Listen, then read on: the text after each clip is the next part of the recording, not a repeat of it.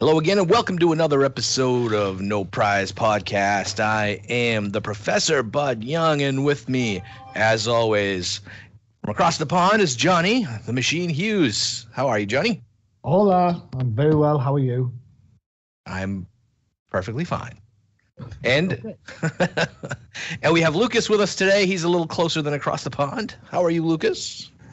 Hello, what's going on? Hola, hola, para arriba, para adelante. Let's get this thing going. Hey, I don't know anything that you just said.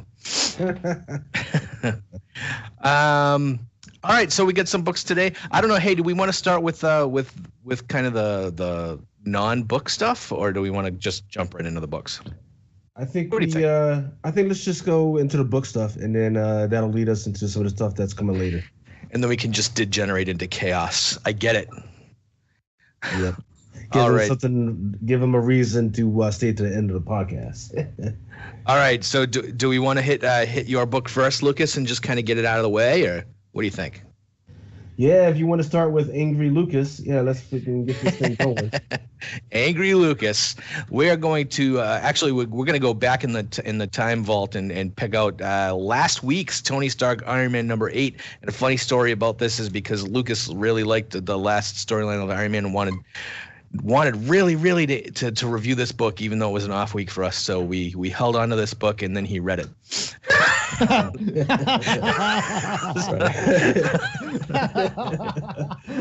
So Damn that education. Why did I have to read this? yeah, I mean, Marvel, you do good sometimes, and then sometimes you just kick me in the teeth, man.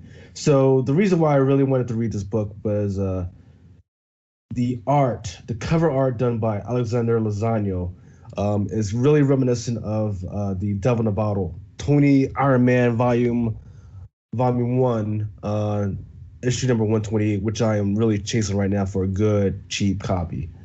So to give you some context, the original Demon in the Bottle arc is arguably the most famous Iron Man ever written. Spanning from Iron Man number 120 to number 28. It basically goes into part of Tony Stark's alcoholism, right? He's been well known for it. He even spliced it up every once in a while through his through the MCU, but that's a part of his character, and I really love that because nobody's perfect, and he's a genius. He could build all this stuff, but guess what? He does have a little problem with the drink. So when they started to bring this up with that cover, I was really excited. However, they just couldn't get it done. I don't know what the heck. So for those who haven't been reading Tony Stark, what they've been doing is this whole VR thing where Tony built this whole VR world where everybody could go in and do this whole thing, but something went wrong where everybody's killing everybody in the real world and they don't know it. People are suicide bombing buildings and all this other stuff. Great, fine. I was good with that for the last couple of issues. I think that story arc should have been done. Now let's get into how Tony Stark feels about the ramifications of what he's done and what he's brought around the world. But they didn't do that.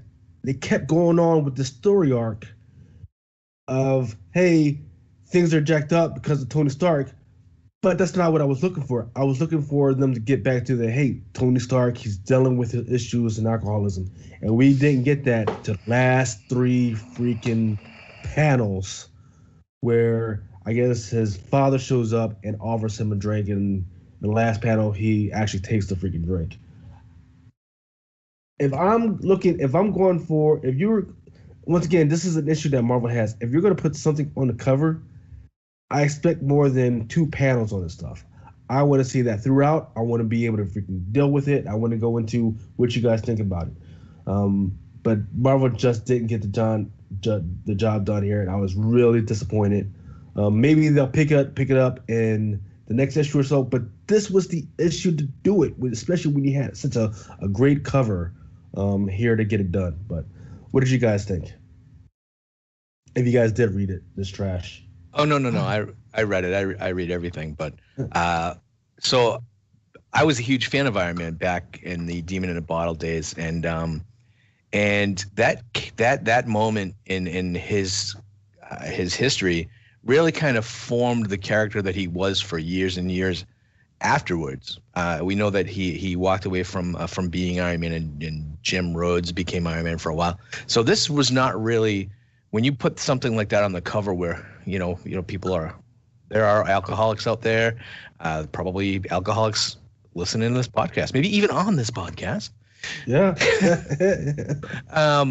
But when you see a cover like that, and it was a fantastic cover. It was eye catching. That might be, I think, why you might be so offended by it, Lucas, because it's such an awesome cover.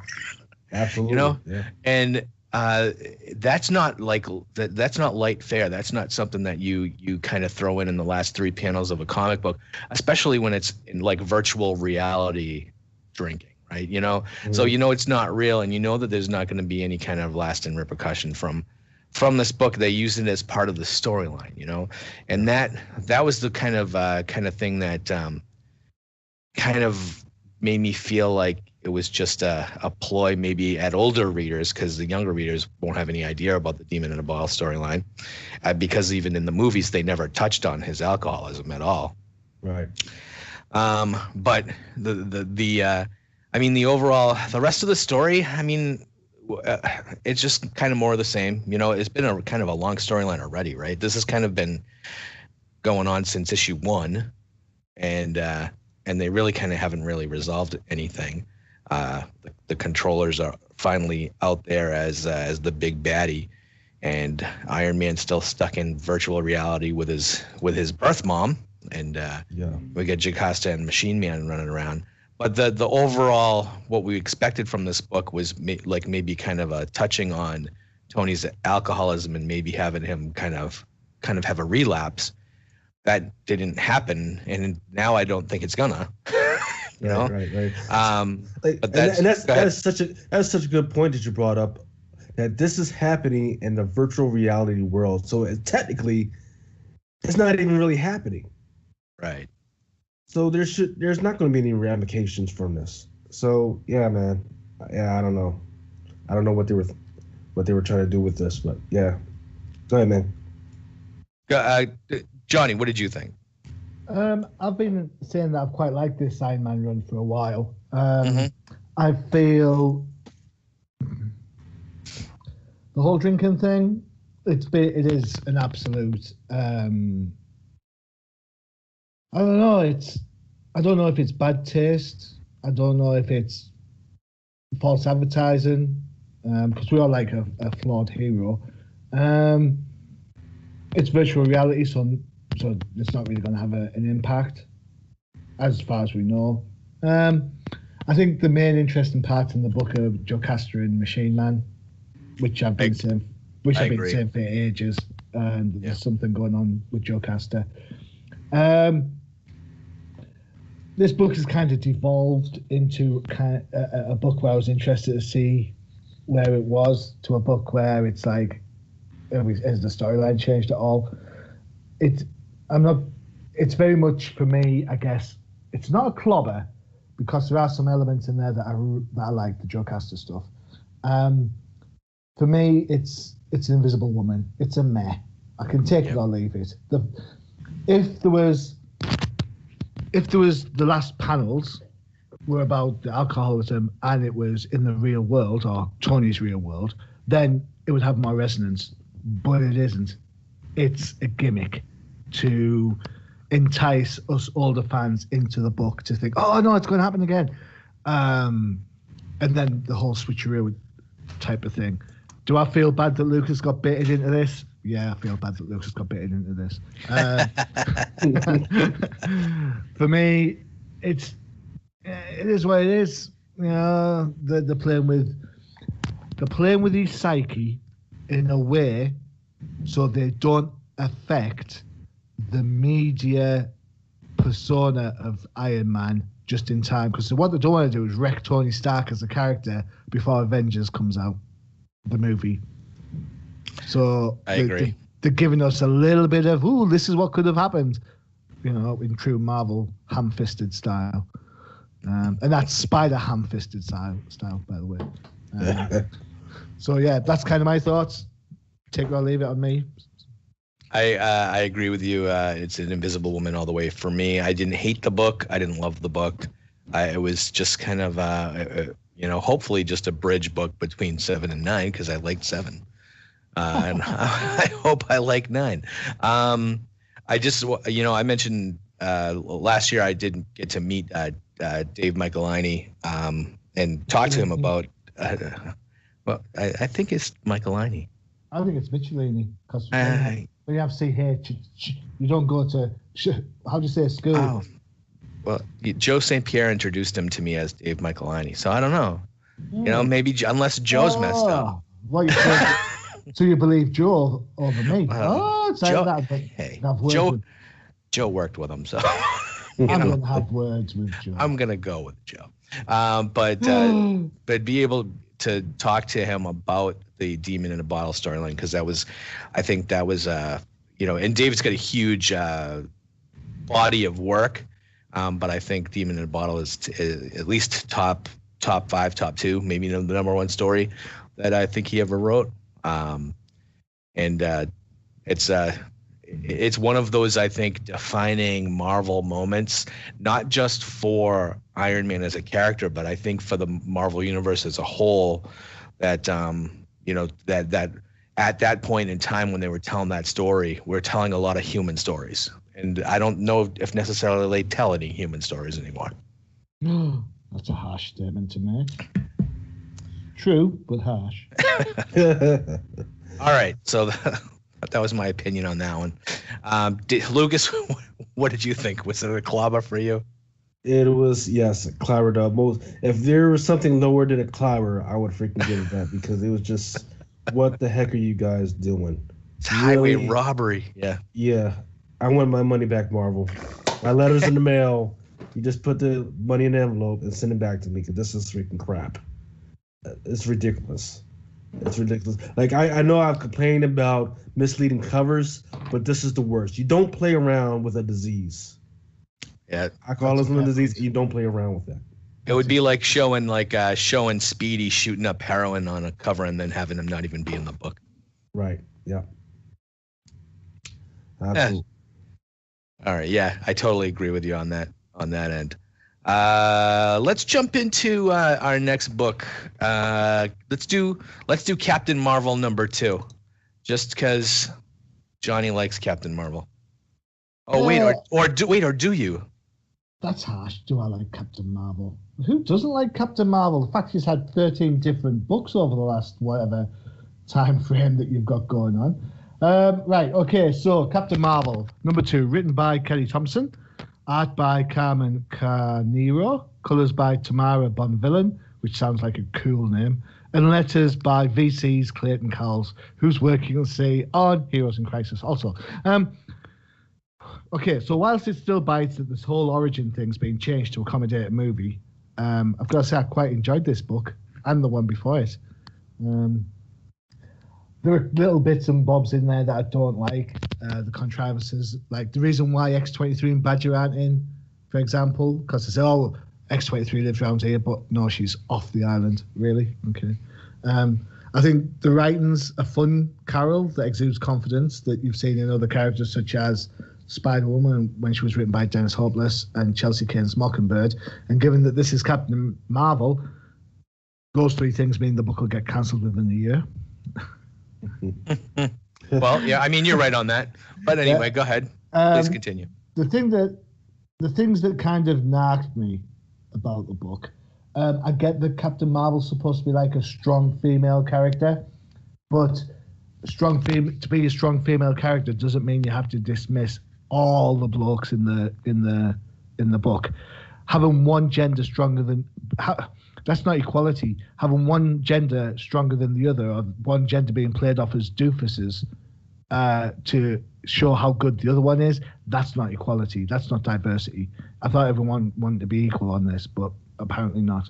And yeah, I get the big bad's supposed to be a doofus. I'm talking about the Avengers, which, by the way, there are so many Avengers in this book, they should get renamed to Avengers New York, because we're going to talk about the Avengers books later, and guess what? There's no bloody Avengers in there because they're in this one. Yeah. The art, I like the art. It has an Alan Davis style, which is never going out of fashion for me. Although I will say this, do you think that Marvel have got a bit of a house style going on with their Avengers books. I think you're correct. I think that they want their books to look a certain way. Yeah. Yeah. Right.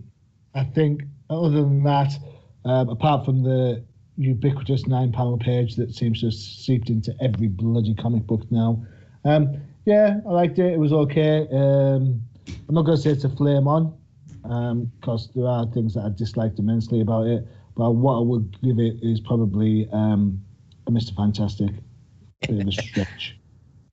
Johnny, the when I first opened this book and I saw the first page, I went, "Uh-oh, there's Johnny's 9-panel page." That's exactly what I said. I said, "There's Johnny's 9-panel page. He's gonna hate that." I drew, but well done. You've trained me well. So Captain Marvel, I've said before, I hate that they reboot this book at least once a year, and it doesn't see it reflects in this because it just seems like it's almost a different character every 6 to 9 months, and you're getting different supporting cast, you're getting different storylines, different. It's like I said, my biggest thing is, and just like I said, the last Iron Man book, lasting change, things that affect the character going forward. There's none of that. You know, the what happened in the life of Captain Marvel 2 months ago that we've reviewed, I think, every issue, Johnny. There's nothing about that in here. Well, you know? This is the thing, because I'm going to stick up for Marvel a little bit here. We bitch on about how things never change, and then when they give us a change, like changing the whole origin, we get bent out of shape. So they're kind of damned if they do and damned if they don't, aren't they? In fairness. Yeah, in fairness, well, you're right. Yeah, I just want a logical change, right? You know, if you can't just jar me all of a sudden. There's got to be a logical, like, I can understand that there's a change in technology and that changes the way things are, but when you have a person change the way they are and who they're hanging out with, you can't just do that to me. Give me a logical reason or way that this actually happened. Because, like, I mean, we're reading these every single week, so we should be able to see the changes progressively, right? That's the way I see it. Like a wedding where they all meet up together and then all of a sudden they're doing this, or a party or something like that. Don't just throw these guys together all of a sudden just for the sake of it. And that's, maybe that's just me, and maybe that's just the way I feel about it. But I mean, if you want to do, all of a sudden they have this new technology because so-and-so invented it and it has to do with the real world, I got that. But character changes all of a sudden are just too jarring for me. That's just me. I do want to say that I love that they took Hazmat out of Mothballs. She was one of my favorite characters in Avengers Academy. One of the other things now, like, didn't a lot of these characters just show up in the last page of Captain America a couple of weeks ago? Yeah. Mm-hmm. So here's, I guess, my issue with that is, you got Jessica Drew, Spider-Woman's got some cool new facial mask tattoo type thing. But she was wearing goggles at the end of Cap, right? Yeah, but it's kind of explained, isn't it? In the real world, in the comic book real world, she's only been gone for half a day. But in the alternative world where this book takes place, which, by the way, is the same storyline that's going on in Iron Man with his alternative IT world.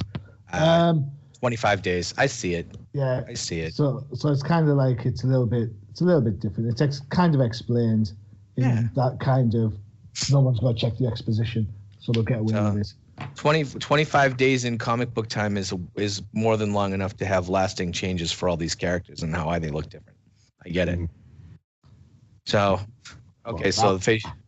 I know that was a little facetious on my part. I'm sorry. I mean, they're not Bishop, for Christ's sakes. Might as well be 50 years in the future. So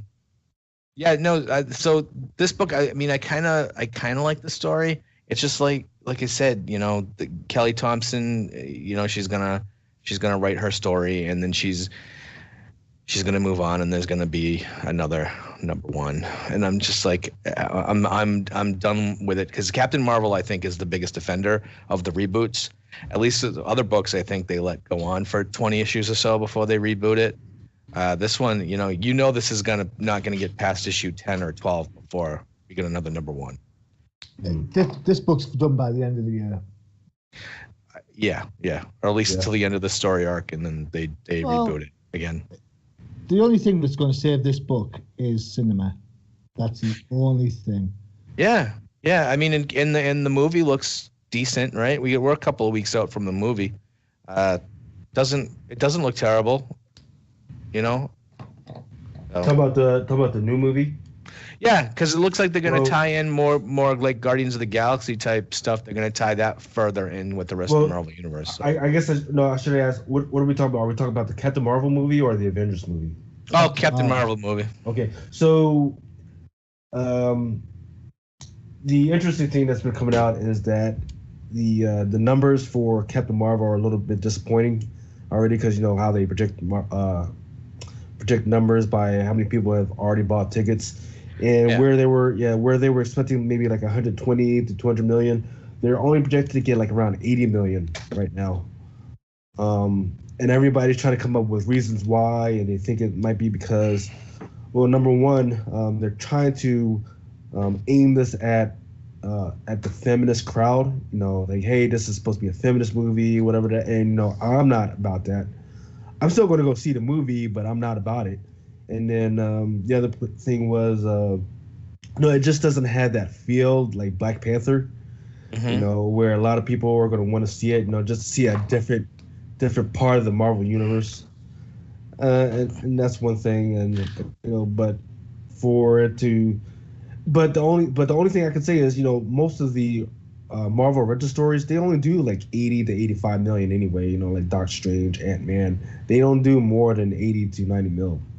Even like even Iron Man, he only did like 94 mil when he started out. So, but from them to, I don't think it's the apocalypse that Captain Marvel is going to be doing only 80 mil, because there's a lot of people that outside the comic book world that don't know Captain Marvel, you know, couldn't pick her out of a lineup. So, do you think people might be getting superhero fatigue, like people are like they don't like Star Wars anymore, like no one went to go see Solo?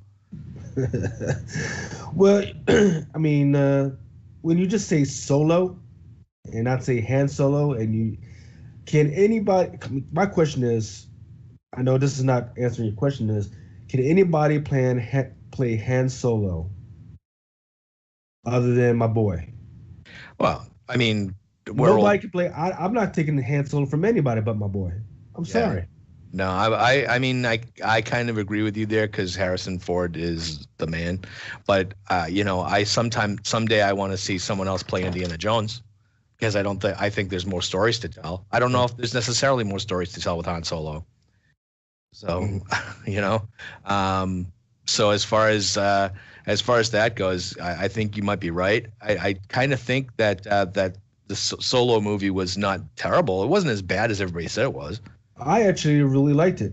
You know, I really liked it. It was a good movie. Was it something that I think they should have probably did these versus the first 3 episodes, the way they went back and tried to go back in time and all that. They probably should have did these. Because even Rogue One was good. I like Rogue One. It's just that unless you're into that world and you love that world, you're probably not going to go spend your money on a weekend for it. You know. What I found interesting about Rogue One and Solo, a Star Wars story, is the fact that there's hardly any Jedi in it. Yep. Both movies are very much aimed at the everyman style of the universe. You know what I'm saying? Yeah. Right. I think the way that they were trying to go with it worked, you know, and I think for future movies you kind of had to do that, because I think Jedi more than anything would probably really kind of drag it out.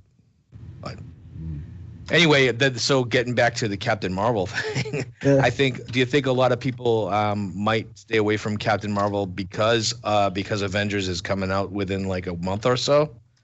And this is supposed to be like a super prequel, right? Like take place in like 86. Right. People are going to be like, it's not part of the story. I think for people that are outside the industry, they're going to stay away because they just don't know Captain Marvel. For people that are inside the industry, they're going to wait a little bit because we already know how this Infinity War thing is supposed to eventually end or so, right? That's what we want to see.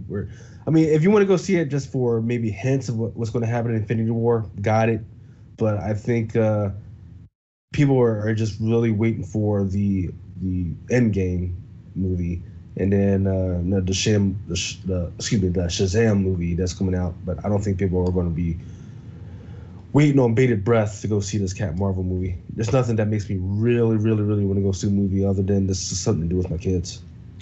Well, I hope I'm proved wrong because I'm a big fan of all the Marvel movies. I like most of them. So I hope this one's just as good. Yeah. So this Captain Marvel book, I'm gonna say it is kind of a bit of a stretch for me. I didn't love it. It was probably, I want to say, better than previous Captain Marvel series. But we are only 2 issues in, so hey, take that how you want. What did you think, Lucas? Was it good? Right. So for me, the first thing that came up for me when they started mentioning the bubble, and this was maybe 2 books after I had read the Amazing Spider-Man, because Amazing Spider-Man what number was it on? Amazing Spider-Man number 15. There's a whole heist thing about blueprints, and the blueprints are for the bubble that kept Captain Marvel out of the whole planet Earth during that whole Captain America Nazi freaking storyline. I forget what it was called. So Secret Empire. Yeah, Secret Empire. So I was wondering if the technology that was used for that was used for this, because he specifically and it's Craven is using it. He specifically wants to use this technology for a bubble that's going to go around New York. So that's what I think this was a carry. If Marvel's getting their shit together, that's what he was going to use it for, and he may have hand in hand in this. So that's why it was interesting that a guy dressed just like freaking Craven, and this guy's name is Machismo. His first appearance was in like Fantastic Four number 50 or some crap like that. No, excuse me, Fantastic Four number 151. And he, for some reason, he's keeping all the guys out of New York City and everything, except for there's one other guy, right? I forget what the guy's name is. Sam. Oh, yeah. Sam, right? So what was interesting to me is the guy's haircut, right? So in New York and in DC, in the areas I live, we have many proud LGBTQIA members. Love you guys. You guys are doing a great job. Do what you do. But this particular character has a haircut just like some of these transgender women or whatever, right?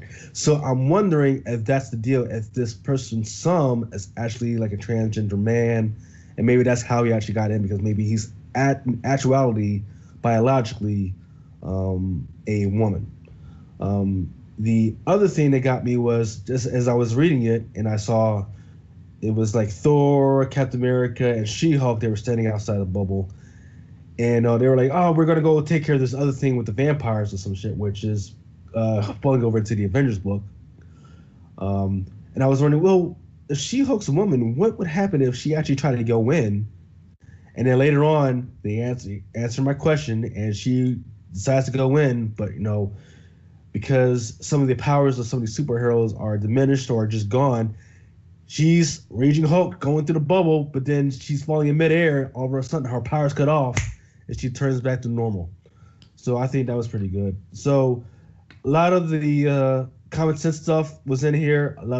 I'm intrigued by the idea. I'm intrigued by how it's being genuflected throughout the rest of the comics and how some of the stuff is tying in. So for me, this is Flame On, and I can't wait to see the next book. Mentioning the fact that perhaps there's maybe more mention of continuity in what's going on in other books is a little bit eye-opening for me, because I didn't really notice it.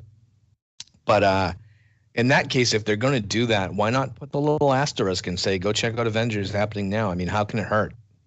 True. Oh. Yeah.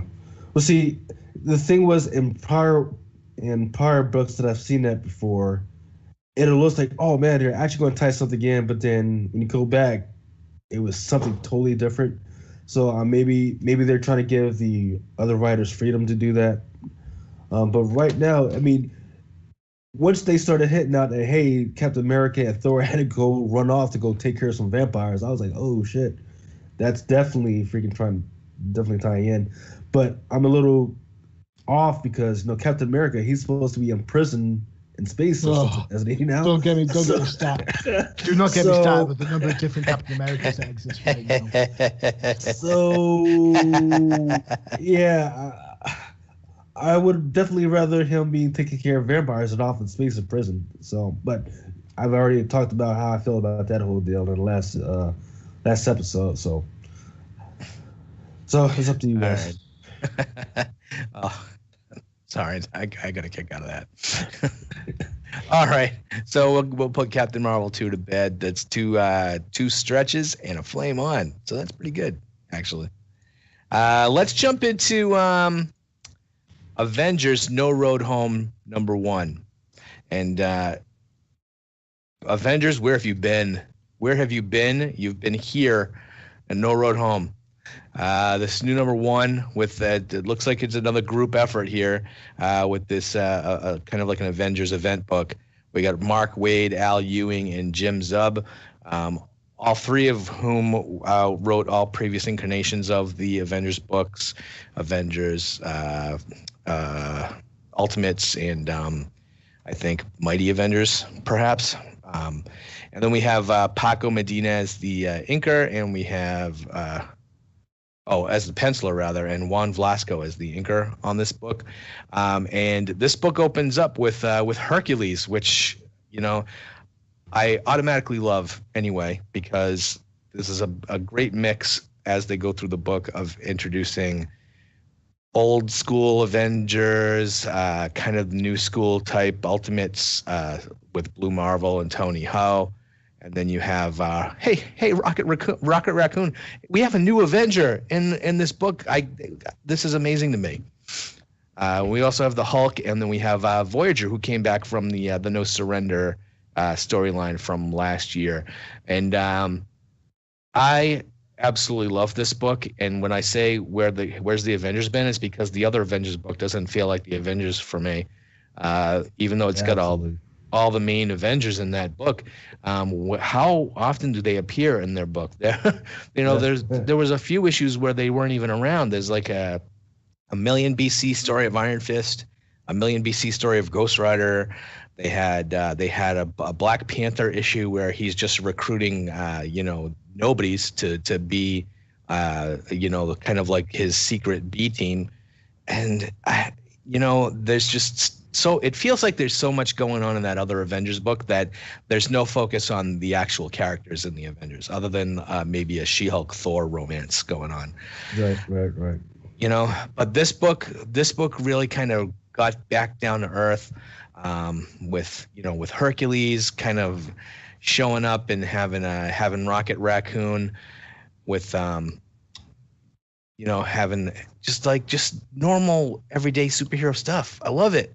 And then so they take their time, they introduce all their characters, and at the end of each character introduction, the lights go out, the sun disappears, night falls, and it's interesting with seeing how they all react to it. I love the Hawkeye Scarlet Witch scene where Scarlet Witch gives Hawkeye a bunch of his old arrows and a vial of the Pym particles from his Goliath days, foreshadowing the hell out of that. And then you got you're introduced to the Vision again, who hasn't appeared in a while, and not in an Avengers book since No Surrender.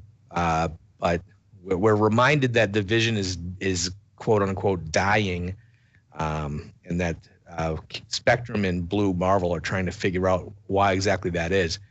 And I liked that they're bringing up stuff that they know they're going to bring up later on. That's going to come back. We're going to figure out what's going on with Vision, and he's one of my favorite Avengers of all time. So I'm glad to see a lot of these characters back in my Avengers books.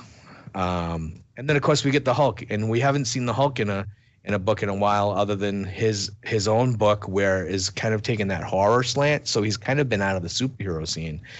But to see him appear and then instantly he has that scene where with Hawkeye, which honestly I totally forgot Hawkeye killed him in Civil War II. Yeah.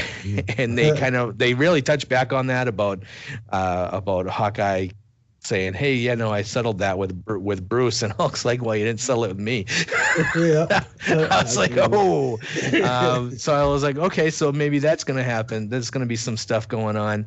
I like that they brought back Voyager. I kind of thought that she ended on a bad note. I guess I thought they kicked her out, but now here she is. She's back, and that was another thing that I kind of thought. You know, you have that No Surrender storyline last year, and they introduced this Voyager character that supposedly was a founding member of the Avengers, and they kind of retconned the shit out of that and put her in there.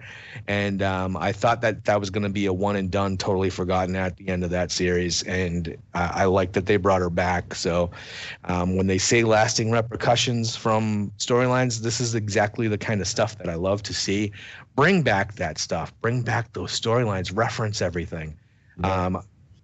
I thought Rocket Raccoon was a perfect addition to the characters they have in this book.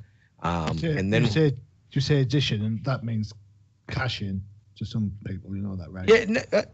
Yeah, that's fine because he's not over in Guardians of the Galaxy. So use him. I'm totally cool with that. And then to have them teleport to Mount Olympus, where we find that the gods have all been slaughtered, and that, I mean, of course, I really don't think they're going to keep Zeus and Hermes and Aphrodite or whoever they are all dead forever. It was a great visual, and it was a great emotional moment for Hercules. And that he's so emotionally invested in this storyline now, and I can't wait to see what Hercules does. And they introduced I don't know if they've ever introduced Nyx before. Maybe Lucas might know. So there is some consternation amongst the industry right now, amongst all the speculators. There is a character named Nyx. She was from Doctor Strange Volume 1, number 31, right? However, apparently one of the writers is saying that it's not the same character. Okay. So I don't see how that's possible, because the older Nyx, once again, came from the same place, came from Olympia, had family member in Olympia and all that other stuff. So maybe we'll see how that plays in. What is the difference between the two? So as a result, because this had 7 different covers, right? And the one that everybody wanted was, of course, the Adam Hughes, which was a 150. If you want to buy it just outright, it's going from $65 $70. So if you see it in your local comic book shop, go ahead and pick that bad boy up. Because it's still, even if it's not the first appearance of that NYX character, it's still a great, beautiful cover. It's got Wanda on the cover. And you can't go wrong with picking up anything by Adam Hughes, other than those freaking nasty ass Superman comic books that he's been drawing lately. Right. But yeah, freaking. I would say let's keep paying attention to what's going on with this Nyx character. Is this a different character, or is this a new character that's been brought to the universe as of now? So. So I'm gonna flame on the hell out of this book. I loved it. It's everything I want the Avengers to be. Nothing that the current Avengers series is. So flame on. Go pick up the first issue. This is a weekly series, just like No Surrender last year. So I'm sure the story will move fairly quickly. However, just a caveat: these weekly series seem to get out of control and bog down really quick. So first issue, does not foretell how I'm going to talk about this issue in a few months when the story's over, because we'll be getting weekly doses. Johnny, what did you think?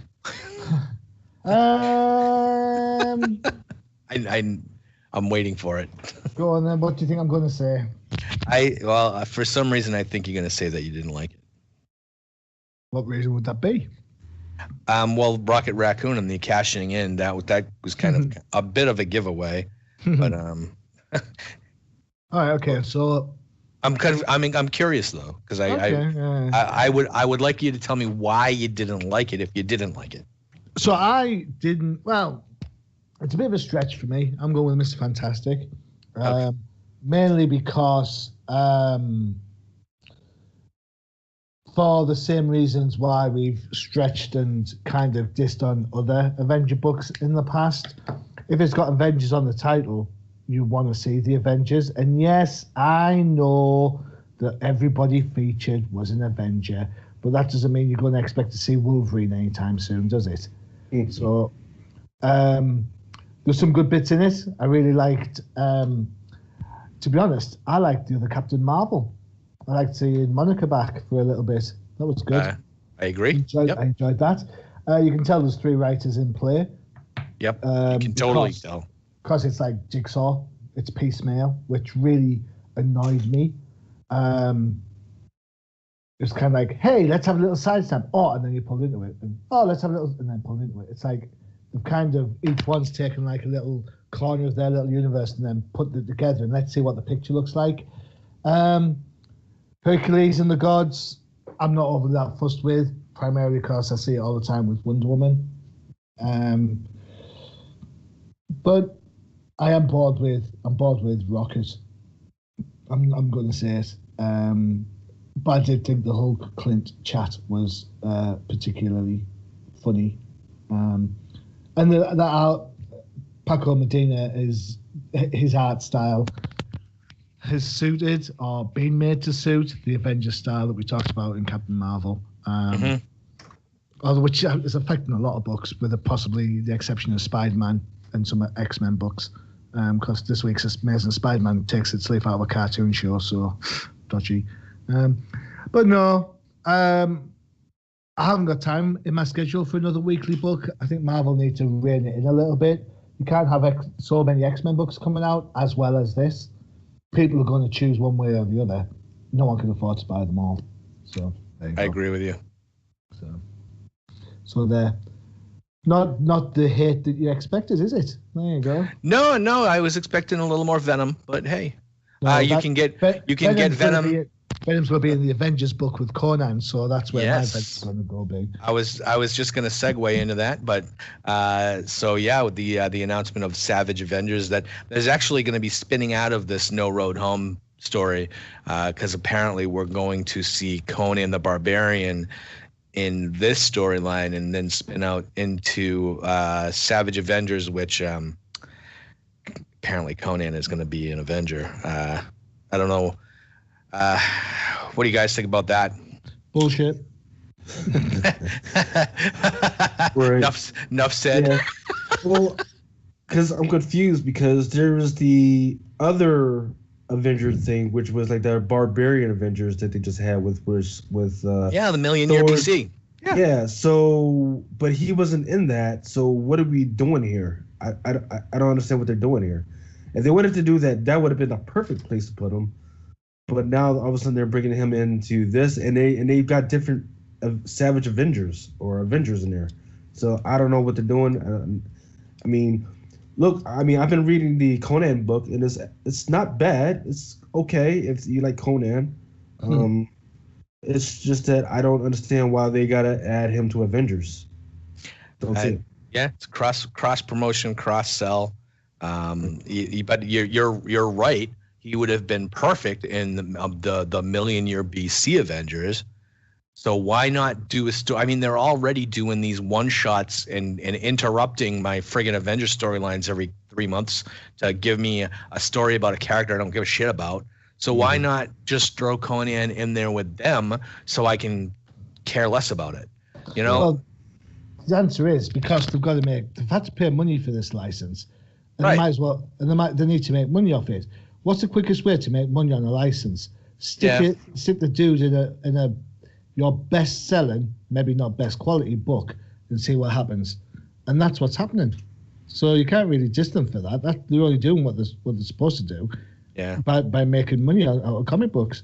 If they're going to pay stupid amounts of money for a character that was, let's be honest, quite well received by Dark Horse fans, then why you're going to have to do it sooner or later. Bloody Han Solo and Chewbacca are going to be in the X-Men. So Oh God. You see, Luke Skywalker is a mutant. I have the power to move things with my mind. Oh Jesus. Here's the issue with what Marvel is doing with Conan right now, is that I am a fan from when it first came out during the 80s, right? And there was a certain lasciviousness with the scantily clad women and all this other stuff and the violence and everything. And so far, in the books they've given me so far, they haven't really delivered. Yeah, so we want to see that, right? If you're not going to deliver that, why do it at all? Yeah. You can't be worried about the backlash or what people are going to say, especially about a book like Conan, that's always been more of like a adult, like Frank Frazetta artwork type, John Buscema is killing it on that. Yeah. Yeah. I mean, there's just nipples everywhere. Yeah. Yeah. Wasn't it you that said a couple episodes ago that it was the first one with nipples? Yeah. Yeah. But no, I'm sure. Yeah. We want to, the Conan, you expect a certain level of skin from and sex from Conan. And you just, you're not going to get it from Marvel's Conan, So I'll just say the last time I had Punisher, Elektra, and Venom all in a book, it was called Thunderbolts, and I hate that it's called Avengers. They should just bring back Thunderbolts and put all those characters on that team. I wouldn't care. I would probably like it better. Anyway, that's neither here nor there. So I flamed on Avengers, Johnny. It was a bit of a stretch, and Lucas. I flamed on it. It was good. It's a good start. I loved everything. It's giving me a mystery. It's giving me something to look forward to the next issue. I love, just like you, I love the conversation in between Clint and the Hulk. He's saying, "Hey man, we can square that away with David." He said, "Well, he came to you for help, and instead of sending him to a therapist, you shot him in the eye." So. Yep. So yeah, I mean, I'm loving that, and I'm hoping they can keep it up for the next issue because I'm definitely going to spend my money on it. So I'm all right. So let's jump. Let's go into the X universe for our final review here today, and let's do Age of X-Man Next Gen, and we have a writer of Ed Brisson, artist Marcus Toe, color artist Jason Keith. Was that? You always pick the easy ones, don't you? Well, I almost said Marcus too, but it's Toe. It's Toe, right? Well, no, it's two because there's no E. Well, it's got to be. All right. Well, Johnny, what did you think about Next Gen? Oh, we are getting sued by some people. For a book featuring a bunch of characters that I neither care nor like about, I have got to say I thoroughly enjoyed it. I thought it was class. Yeah, it's the world not as we know it, Jim. And inevitably that new world's going to have problems. I like the fact that Ed Brisson or Bryson, depending on your point of view, has not pressed the reveal button straight away. There's hints in this. There's little teasers of what's going on. I thought it was a really engaging book. Some lovely little foreshadowing, the fan fiction that he wrote. All of it was great. I've got a question, though, for all you X-Men fans out there. Can you tell me what Beast Boy was doing in this? Isn't he in Titans? Do you mean Anole? I don't know. Who's the little green dude that looks like Beast Boy? Yeah, he's Beast one of those. Yeah, Beast Boy. Okay, cool. Yeah, he's one of those. He's one of those X-Men that was introduced a few years ago that no one cares about, but they keep using. Beast Boy. Got it. Yes. Okay. The only thing I noticed on some of the dialogue at the start, the twins were speaking French. But then when it comes to them saying this sucks, they put the little "this sucks" and then it says in the little box translated from French. That's all well and good, but if you're gonna try and translate that, why have actual French words in the dialogue 4 panels beforehand? You know, they use French phrases, so it's like you might as well just put like "sacre bleu" in it and just be done with it. I don't know. That might sound a little bit nitpicky, but I kind of think, well, you want to translate the swear word, the cursing, but you don't want to tell everyone what little chicken is in English when they say it in the French word. I don't know. It just didn't sit right, I guess. Yeah, I've got to say I've quite enjoyed the X-Man books, which surprises me a hell of a lot because I didn't expect to. So this one for me is my first Flame On. Lucas, you go ahead because I don't want to ruin the momentum. Let's go. Well, I'm gonna end up ruining it for you. I'm sorry, man. It was a bit of a stretch because from the last Age of X-Men book that we read, or whatever the hell we're calling this thing, there were so many questions, right? And they promised us that for every book we picked up, there would be some questions answered. I didn't get that from this book. I just got, hey, Globe Herman, he knows some stuff. That's all I got from this, right? And that's fine for me because I'm actually getting into Globe Herman. He was in like 2 or 3 books this week, I think. Like in Dead Man Logan, in whatever book. So he's like Mephisto. Yeah, I mean they're definitely trying to push whatever Globe Herman is selling, and whatever it was enough for me that I actually went ahead and I picked up his first appearance, which was like next X-Men number 17 or something like that, and it's really cheap. So the reason why I'm honing in on this is because, Nate Winters, or whatever his name is called, he's so powerful that he can build a universe and change the minds and influence the minds of everybody except for Globe Herman, right? So in order to counter that type of influence, you got to be at least right under an Omega type mutant. Or maybe he's not, but they're definitely going to try and explain it in the next issue or one of these other issues. But it's definitely got me interested in what's going on.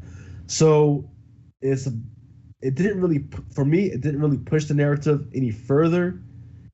It didn't give me what I was looking for. I was looking for more answers to questions, but it wasn't that bad that I'm just going to write off this whole series as a whole. But for me right now, it's just a stretch until I see what else is going on. Well, that's the end of the pod. We'll see you all next time. Thanks very much. See ya. I'm not gonna clobber this book. This book wasn't terrible. I'm gonna go with Lucas. It was a bit of a stretch. I don't get the appeal of Globe Herman because does he even have a power, or you can just see through his skin? Does anybody know what his powers are? Well, right now it's been established that he's somewhat indestructible because he can get into scraps and not get hurt. In fact, in whatever the series that we were reading from the last couple of weeks, where he was in that weird alternate universe and he was slamming the crap out of freaking weird creatures and everything, he never got hurt. So we know at least that he's got some type of invulnerability. How far it goes, I'm not sure. But right now, it's being established that these metahumans that have the ability to control minds doesn't have any influence on them. So that's at least 2 superpowers we know of right now. Well, I believe one of his superpowers is the ability to have his bones not be connected to his torso and his arms and legs still work. Yeah. Hey. Wait, am I nitpicking, Johnny? I'm just waiting. Just you wait. Don't worry. Well, look, we've got an Iron Man book where the alcoholic doesn't have a drink. We've got an Avengers book that has no first tier Avengers in it. We've got a Captain Marvel book that started again for the 19th time. And you're complaining because a mutant who has special abilities doesn't look like you. What the hell is this world coming to? Okay. Has Marcus Toe done anything else before as an artist in this book? Because I really liked his art. Marcus Toe. I'm sure I recognize the name. I'm sure he has done some stuff. If you give me 2 seconds, I will check. And I thought there were panels that I saw that were reminiscent of Mark Bagley. A couple of, I know. I mean, it's probably, how dare I say that? But well, Marcus Toe has been working on Aspen books. With Fathom, Volume 2, Number 8. It was a fill-in book. Black Panther 24 through 25. Red Robin 6 through 21, which is where I know him, and 23 through 26, because I've got that whole run. Nightwing, numbers 9 through 15. The Flash 10 and 11. And Batwing for a little while. So there you go. Okay, so he's new to Marvel. Yeah. Okay, I liked it. Huh. I liked it a lot. So, I mean, like I said, I didn't hate this book. I mean, maybe I hate the whole idea of Age of X-Men, but this book was not bad, and I liked. I guess I liked Glob Herman. Hey, say it loud and say it proud. I liked Glob. He's probably one of the better X-Men they've created in the last 20 years.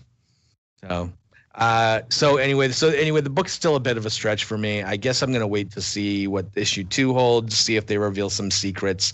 But I do like the fact that they kind of, like you said, like they're not blowing their load in issue 1. So, I said quite like that.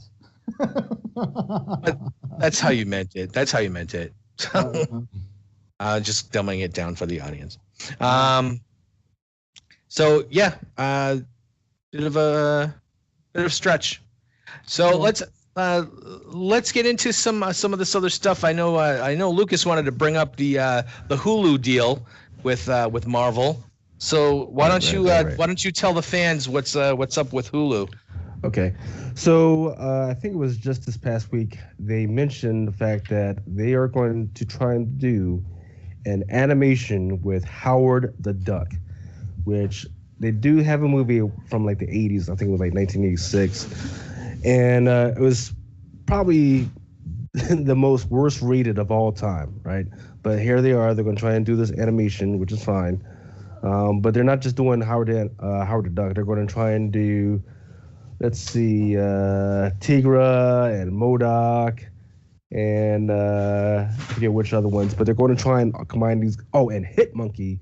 And they're going to try and combine these guys all into this one thing eventually called the Offenders.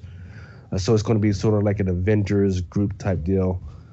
I don't know how I feel about this. I like Howard the Duck. If they were just going to do Howard the Duck, I could see him doing it because it's going to be done by Kevin Smith, who I love his stuff. He's the director of Clerks. Love his stuff, but the other stuff, I don't know why they need to do it. But what did you guys think? Have you guys heard about this? Well, I heard about it, and we don't have Hulu over here, so I don't care. It's pretty much how that works. Sorry, Johnny. Well, it's like this whole, I know I'm going to go on a tangent, but this whole DC Universe bullshit. It's not DC Universe, it's DC USA. No one outside of America can get the bloody thing. Don't stop calling yourself Universe. If you want fans to buy your stupid shows, make it accessible for people, in other countries who buy your books. Just saying. So, no, I don't have this Hula thing, so I don't give a rat's ass what you put on there. Thanks, cheers. Well, I guess I have an opinion since I'm not from across the pond. Lie to me. Well, by perception. So, I'm sure we can. I'm sure we can get you copies, Johnny. I mean, no thanks. you have inroads as part of Comic Crusaders and I Undercover have Capes. no inroad. I have You no have inroad. the ability to get I am these not. I am not. these shows, these movies, you can see Titans, you can see Doom Patrol. You could probably see Doom Patrol before it's on DC Universe. To be fair, Titans. I'll come back a little bit. Titans is actually on Netflix UK right now. So. Oh well, okay. Right, So yeah, because you're Young because Justice you're not. isn't. Where's Young Justice? just saying. All right, carry on with your little thing then. So yeah, I mean, I read the same story you did, Lucas. Howard the Duck seems to be perfectly, the perfect like animation. I think that they could probably really do a tongue-in-cheek kind of satire, which Howard the Duck is supposed to be, and make it work in animation. The other three books, I'm not sure. I don't know where MODOK is coming from, like left friggin' field here. I hate that character with a white hot passion.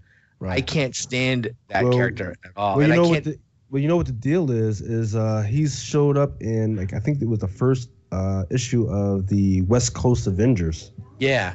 So I'm wondering if they were trying to tie them into the whole deal. If they did something like that, I would definitely be interested. But if it's just gonna be MODOK and some other numbnuts, I'm not. Numbnuts. Yeah, I don't know. So yeah, So the little blurb here for the MODOK cartoon centers around an egomaniacal supervillain with a really big head and a really little body who struggles to maintain control of his evil organization and his demanding family. So you know what that means is there's going to be a whole bunch of big-headed, little-bodied people running around. And right. Yeah, I don't know. So it's going to be like what's his name? Crane from Teenage Mutant Ninja Turtles instead of without the turtles, just the dude. That's Craig. Yeah, that sounds like a fun show. Well, before we get to like Haiti on it, there was a one-shot book a couple of years back about the life of a named scientist. I don't know if you saw it, and it was really quite tongue-in-cheek about how he kisses his little family goodbye and all that sort of stuff, and it was really quite tongue-in-cheek, and I can't remember what it was called. Oh, then he like punches in on the evil. Yeah, I remember that book. I can't remember what it was called though. I'm sure I looked at it for Crusaders. As I've done 905 reviews, I'm not exactly going to flick through them all to find out which one it was. Yes, that many reviews. Keep talking, I'll have a look. Go. So the Tiger and Dazzler cartoon is, I guess, is going to be handled by Erica Rivenoja and Chelsea Handler. So that's, but we don't have any other news about that cartoon other than that. And then Hit Monkey is the show tells the tale of a wronged Japanese snow monkey mentored by the ghost of an American assassin as he cuts a wide swath through the Tokyo underworld. That sounds like it might be the breakout hit. I don't know about you guys. Right. So that's what I've seen a lot of other speculators talking about, and there is like a mad dash to get some cheap copies.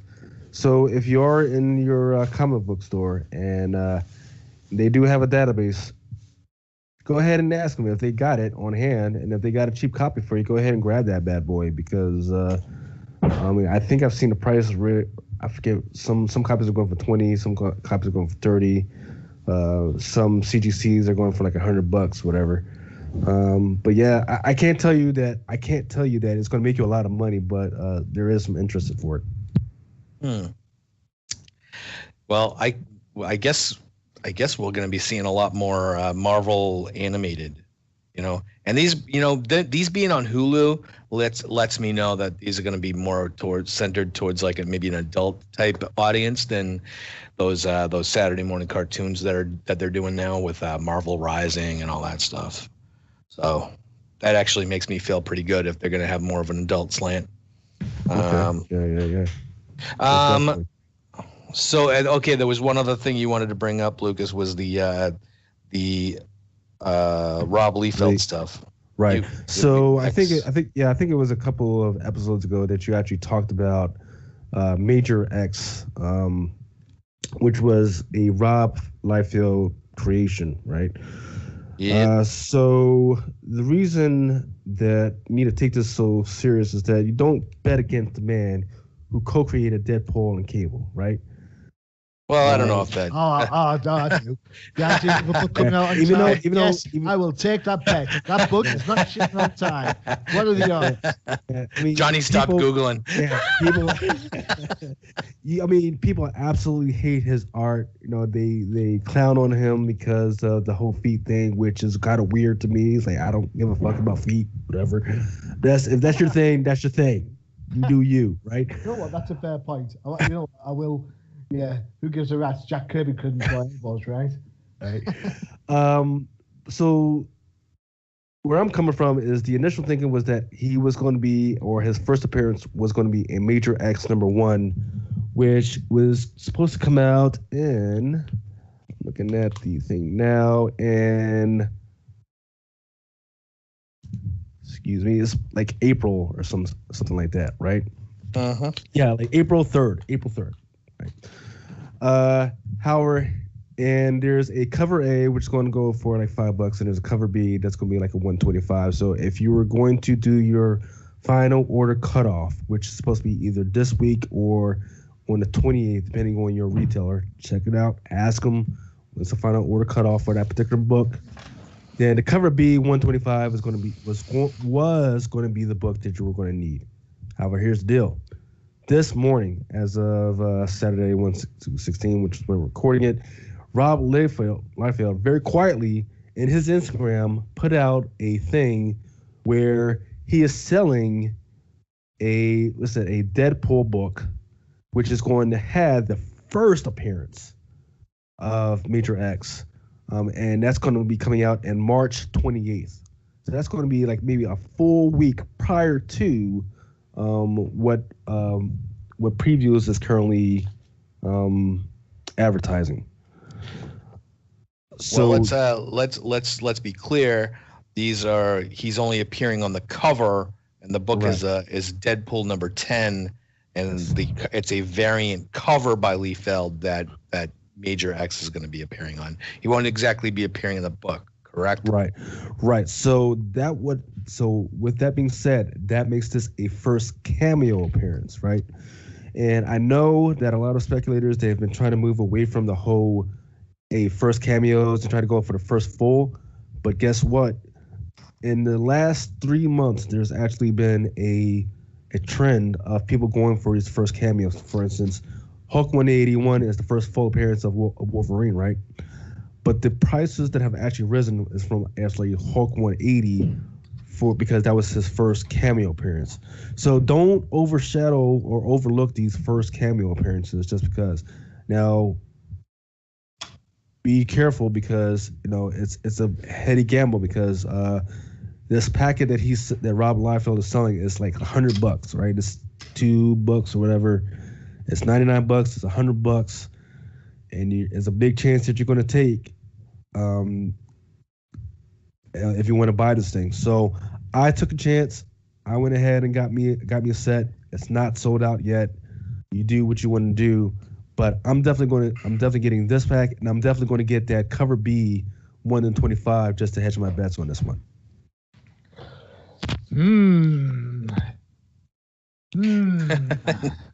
Johnny, what do you think? Yeah, each to their own. Each to their own. I don't know. He's not my favorite artist at all. It's got nothing to do with his feet. I don't know. It's just I thought we were moving away from the whole speculator market. If loads of people buy that book and it ships for stupid amounts of money, it ships at a stupid amount of rate, how can speculators make any money on it if there's going to be that many out there in circulation. You know what I'm saying? You Yep. can pick up X-Men #1, the Jim Lee, Chris Claremont book. Over here, you can pay less than £1 for it. Well, if you and pick me that's up some of because- those, I'll send you money for those. Well, okay, fine. But it's like, honestly, and that's the collector cover, the one that opens up and has all 5 different covers in there. You know, the trifold cover, or whatever. yeah, that would be X-Men the D cover. Oh, I don't know. I just picked it up because it was less than £1. I was like, ooh, Jim Lee art for less than £1. I'll go for that. Cheers. I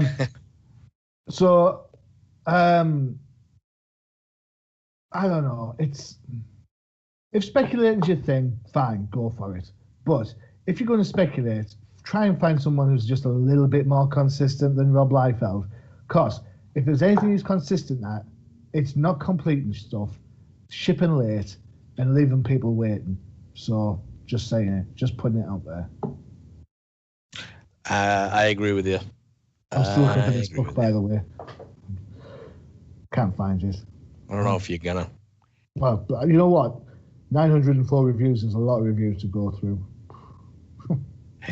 Yeah, that's maybe you could tweet it out or something once you find it. Yeah, I will do. I'll have a look. All right. Well, that's going to do it for another episode of No Prize Podcast. I hope you had fun today. We did, and I will. We'll be back in a couple of weeks, and hopefully they won't be putting Conan in any more Marvel books. Before we go, I'd like to say, what's happened to the Fantastic Four? Is that book still getting done? Because I don't think I've seen one of those for ages.